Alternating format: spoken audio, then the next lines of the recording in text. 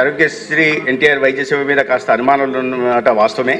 ఎందుకంటే కొన్ని పత్రికల్లో కాదు, కేవలం ఒకే ఒక పత్రికల్లో, ఒకే ఒక ఛానల్లో మాత్రం ఇటువంటి అసత్య ప్రచారాలను చేస్తున్నారు అధ్యక్ష.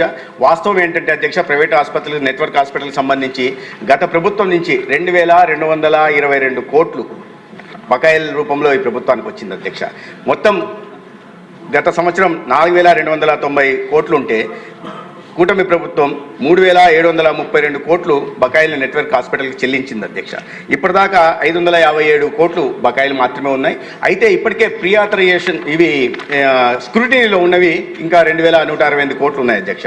అంటే గతంలో ఉంటున్న అప్పులు తప్ప, గత ప్రభుత్వం నుంచి వారసత్వంగా వచ్చిన అప్పులను వదిలేస్తే మిగతా వాటిని పూర్తిగా ఎప్పటికప్పుడు చెల్లించే ప్రయత్నం కూటమి ప్రభుత్వం చేస్తోంది. ఇటువంటి ఆర్థిక ఇబ్బందులు ఉన్న నేపథ్యంలో కూడా, ఎందుకంటే ప్రజలకి ఎటువంటి అంతరాయం, ఆటంకం కలగకుండా నాణ్యమైన వైద్య సేవలు అందించాలనేదే ఈ కూటమి నాయకత్వం చంద్రబాబు నాయుడు గారు, పవన్ కళ్యాణ్ గారి బాధ్యతగా తీసుకుంది అధ్యక్ష. అందుకని చేస్తున్నా. అయితే ఈ గత అప్పుల్ని ప్రైవేట్ నెట్వర్క్ హాస్పిటల్ ఈ మధ్య కూడా నోటీస్ ఇవ్వడం జరిగింది.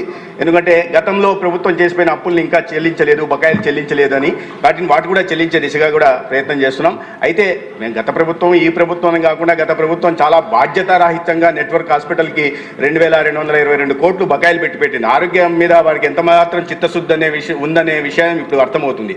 రోజు ఉకదంపుడు ఉపన్యాసాలు ఇస్తుంటారు అధ్యక్ష. ఇక్కడ సభలోకి వచ్చి మాట్లాడితే ఇవన్నీ చర్చించడానికి అవకాశం ఉంటుంది.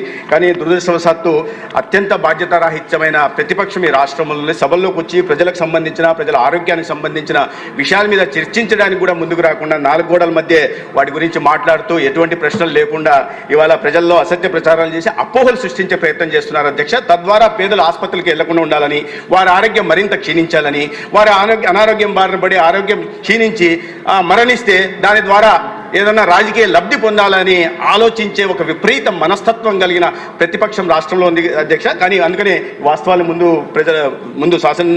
మీ సభ ద్వారా గౌరవ శాసనసభ్యుల దృష్టికి, తద్వారా ప్రజల్లోకి తీసుకెళ్లే ప్రయత్నం చేస్తున్నాం అధ్యక్ష.